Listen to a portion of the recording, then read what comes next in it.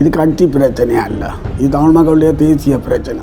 தமிழ் தேசிய அரசியலை இது மோசமாக சிதறடிக்க போகிறது. தமிழரசு கட்சியினுடைய அரசியல் குழு மத்திய குழு மாத்திரம் சொன்ன கொண்டாடலாது. இது வரலாற்று ரீதியாக மக்களினால் உருவாக்கப்பட்ட ஒரு கட்சி. ஆகவே அந்த கட்சி சிதைவடைகின்ற போது தமிழ் தேசியம் சிதைவடைகிறதான ஒரு சூழல் ஒன்று வரும். ஆகவே இது மொத்தமாகவே தமிழ் தேசிய அரசியலை சிதைவடைய செய்கின்ற ஒன்று. ஆனபடியால் தமிழ் மக்கள் இந்த விடயத்தில் கவனமாக இருக்க வேண்டும் என்று நான் விரும்புகின்றேன். கொழும்பு நலன்சார் அரசியல் என்பது, கொழும்பு மைய அரசியல் என்பது கொழும்பினுடைய பேரினவாத மேலாதிக்கத்துக்கு பாதிப்பு ஏற்படுத்தாத வகையில் மேற்கொள்கின்ற அரசியல் தான் கொழும்பு நலன்சார் அரசியல் அல்லது கொழும்பு மைய அரசியல் என்று சொல்லப்படுகிறது. இதற்கு பதிலாக தாயக மைய அரசியல் கட்டியெழுப்பப்பட வேண்டும் என்பதுதான் தமிழ் மக்களுடைய நீண்ட வரலாற்று கோரிக்கையாக இருக்கின்றது. தாயக மைய அரசியலை கீழே ஒடுக்கி கொழும்பு மைய அரசியல் மேல்நிலைக்கு வருகின்ற சூழல் இன்றைக்கு ஏற்பட்டிருக்கின்றது. அவர்களுடைய நோக்கம் கொழும்பு மைய அரசியலுக்கு ஏற்றதாக முதல் கட்சியை கொண்டு வர்றது, அதற்கு பிறகு மக்களை கொண்டு வர்றது என்பதுதான் அவர்களுடைய இலக்கு நோக்கமாக இருக்கிறது. கட்சியே முழுமையாக குலைந்து அது இன்றைக்கு வழக்கில் இருக்கிறது. கட்சியினுடைய மத்திய குழு, அரசியல் குழு என்பனவெல்லாம் சுமந்திரனுடைய எடுபிடிகளை கொண்ட கூட்டமாக இருக்கிறதையும் நாங்கள் பார்க்கக்கூடியதாக இருக்கிறது. அவை கட்சியே குழம்பியுள்ள நிலையில் அரசியல் குழு மத்திய குழுவுக்கெல்லாம் அதிகாரம் இருக்கிறதா என்ற கேள்வியெல்லாம் இங்கு எழுகின்ற சூழ்நிலை உருவாகி இருக்கிறது.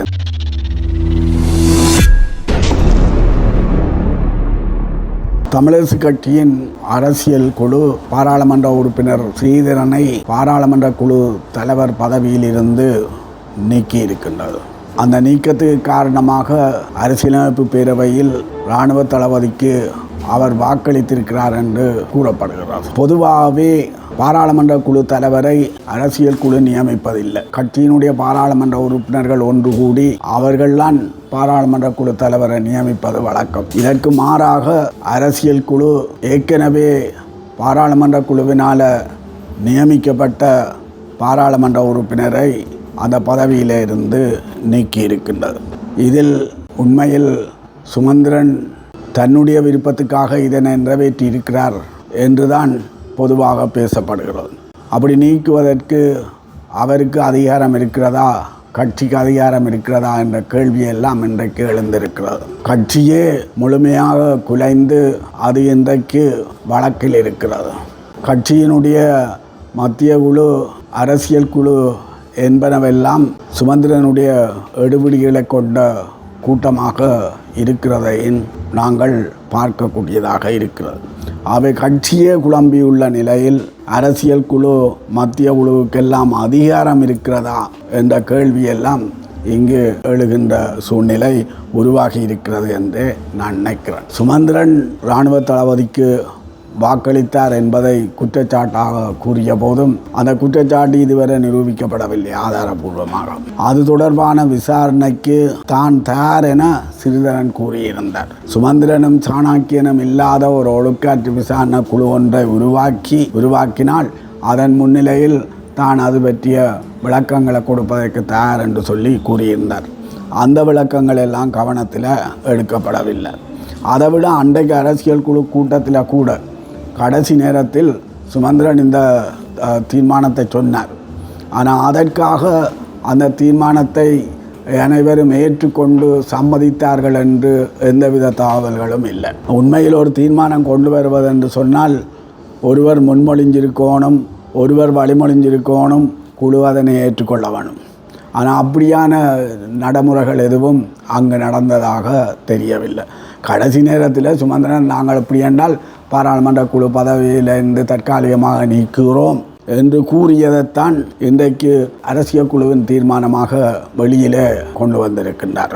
இது மாத்திரமல்ல, அவ்வாறு ஒரு தீர்மானம் எடுத்ததற்காக சாணக்கியனை அந்த பதவிக்கு நியமித்தமைக்காக பல பிரதேசங்களில் இனிப்புகள் கொடுத்ததோடு பதாகைகளும் உருவாக்கப்பட்டிருக்கின்றன. அப்படி இனிப்புகள் பதாகள் கொடுக்கறதுக்கும் கட்சியில் தீர்மானிக்கப்பட்டதா, மத்திய குழுவில் தீர்மானிக்கப்பட்டதா, அரசியல் குழுவில் தீர்மானிக்கப்பட்டதா?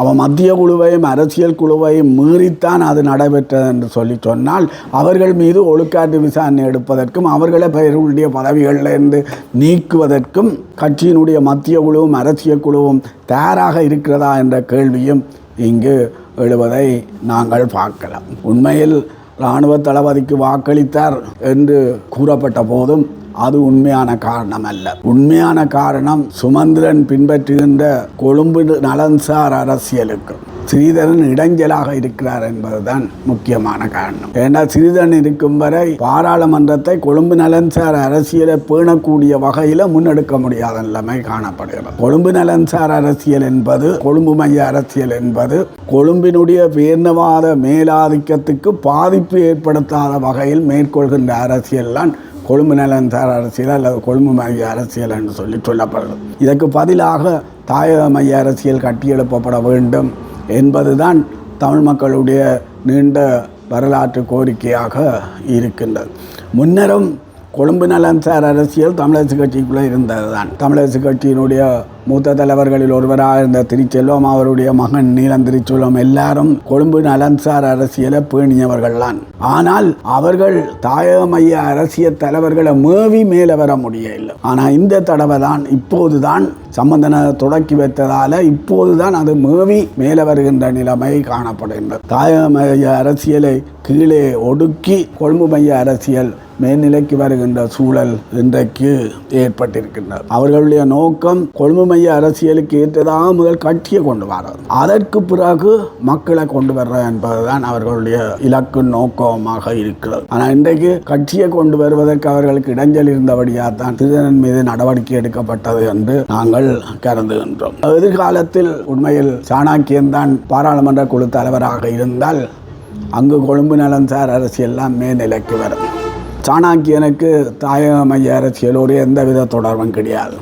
அவர் அந்த மரபில் வந்தவரும் அல்ல. அவர் பிறந்து வளர்ந்த எல்லாம் தென்னிலங்க மையத்தில் பிறந்து வளர்ந்தார். அவர் ஸ்ரீலங்கா சுதந்திர கட்சியினுடைய வேட்பாளராக இருந்தவர். மற்றது தாயக ஒடுக்குமுறையினுடைய போரினுடைய வலிகளை எல்லாம் உணர்ந்த ஒருவர் அல்ல. ஆகவே அவரிடமிருந்து நாங்கள் தாயக மைய அரசியலை ஒருபோதும் எதிர்பார்க்க முடியாது என்று நான் கருதுகின்றேன். ஆகவே அவர் அங்கு பாராளுமன்றத்தில் தாயக மைய அரசியலை அவர் பிரதிபலிக்க போறதில்லை. இந்த பாராளுமன்றத்தால் தமிழ் மக்களுக்கு எந்தவித பயனும் இல்லை என்பது வேறு விஷயம்.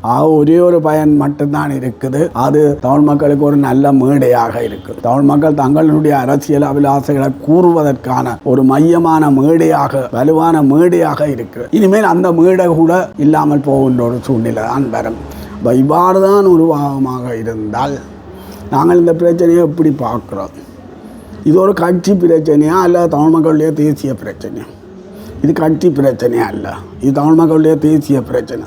தமிழ் தேசிய அரசியலை இது மோசமாக சிதறடிக்க போகிறது. தமிழரசு கட்சியினுடைய அரசியல் குழு மத்திய குழு மாத்திரம் சொன்ன கொண்டாடலாது. இது வரலாற்று ரீதியாக மக்களினால் உருவாக்கப்பட்ட ஒரு கட்சி. ஆகவே அந்த கட்சி சிதைவடைகின்ற போது தமிழ் தேசியம் சிதைவடைகிறதான ஒரு சூழல் ஒன்று வரும். ஆகவே இது மொத்தமாகவே தமிழ் தேசிய அரசியலை சிதைவடைய செய்கின்ற ஒன்று. ஆனபடியால் தமிழ் மக்கள் இந்த விடயத்தில் கவனமாக இருக்க வேண்டும் என்று நான் விரும்புகின்றேன். உண்மையில் இந்த விவகாரம் தொடர்பாக ஸ்ரீதரன் எதிர்காலத்தில் என்ன செய்யலாம் என்று சொல்லி ரெண்டு விதமான கருத்துகள் இருக்கு. ஒன்று, ஸ்ரீதரன் கட்சிக்குள்ளே இருந்தே போராட வேண்டும் என்கின்ற ஒரு கருத்து. அந்த போராட்டத்தை ஸ்ரீதரன் இப்போது தொடக்கிவிட்டார் என்று தான் சொல்ல வேணும். அவர் சொல்லியிருக்கார், அரசியல் குழுவினுடைய ஒழுக்காற்று விதிகள் என்ன, அந்த விதிகள் எல்லாவற்றையும் ஒரு மாதத்துக்குள்ள தனக்கு அறிவிக்க வேண்டும் என்றெல்லாம் கேட்டிருக்கின்றார். அதனுடைய பரப்பெல்லை என்ன, அதனுடைய அதிகார எல்லை என்ன என்றெல்லாம் கேட்டிருக்கின்றார். அவை அவர் ஏதோ ஒரு வகையில் போராட தொடங்கி இருக்கிறார் என்றதுதான் அர்த்தம். ஆனால் இன்னொரு சாரார் இல்லை, ஸ்ரீதரன் அங்கே தொடர்ந்து அதுக்குள்ளே இருந்தால்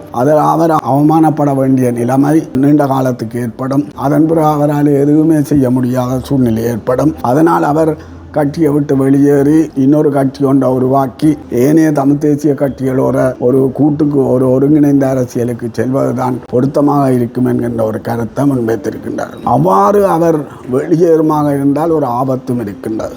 என்னென்னு சொல்லி சொன்னால், இன்றைக்கு தென்னிலங்கையினுடைய பேரினவாத சக்திகளும் சர்வதேச பிராந்திய சக்திகளும் தமிழ் தேசிய பரப்புக்குள்ளேயே ஒரு கொழும்பு நலன்சார் அரசியல் பிரிவை உருவாக்க விரும்புகிறார்கள். என எவ்வளவு காலமும் கொழும்பு நலன்சார் அரசியலை தாயகத்தில் பிரதிபலித்தவர்கள் என்பவர்கள் கொழும்பினுடைய முகவர் கட்சிகளாக இருந்தவர்களும் அல்லது தென்னிலங்கையின் நேரடி கட்சிகள் தான். அவர்களால் பெரிய அளவுக்கு சோபிக்க முடியவில்லை. அவர் சோபிக்க முடியாதால் இந்த தென்னிலங்கை பேரினவாத சக்திகளும் பிராந்திய சர்வதேச சக்திகளும் தாங்க நினைச்ச மாதிரி தமிழர் தாயகத்தை கொண்டு வர முடியவில்லை. அவை தமிழ் தேசிய பரப்புக்குள்ளேயே ஒரு கொழும்பு நலன்சார் அரசியல் பிரிவை உருவாக்கினால் அதனை கொண்டு வரலாம் என அவர்கள் கருதுகிறார்கள். சிறிதரன் வெளியேறினால் அது முழுக்கவே கொழும்பு நலன்சார் அரசியல் முன்னெடுக்கின்ற ஒரு அமைப்பாக வரக்கூடியதான ஒரு வாய்ப்பு ஒன்று ஏற்படும். இது தமிழ் தேசிய அரசியலை மிகவும் மோசமாக பலவீனப்படுத்தும். ஆகவே சிறிதரன் வெளியேறக்கூடாது, சிறிதரன் உள்ளுக்கே இருந்து போராட வேண்டும் என்கின்ற கருத்து முன்வைக்கப்படுகிறது. அந்த கருத்திலே நியாயம் இருக்கிறது என்று சொல்லித்தான் நாங்கள்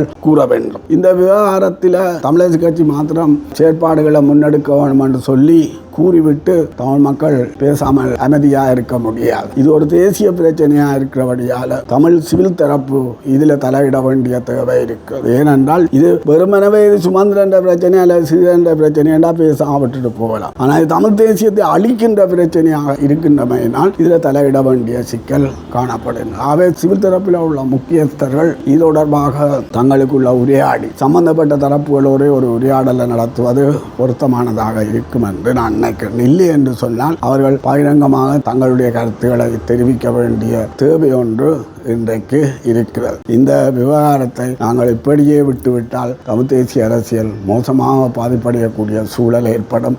அவை அதை தடுப்பதற்கான செயற்பாட்டை தற்போதே தொடங்குவது நல்லது என்று நான் நினைக்கின்றேன்.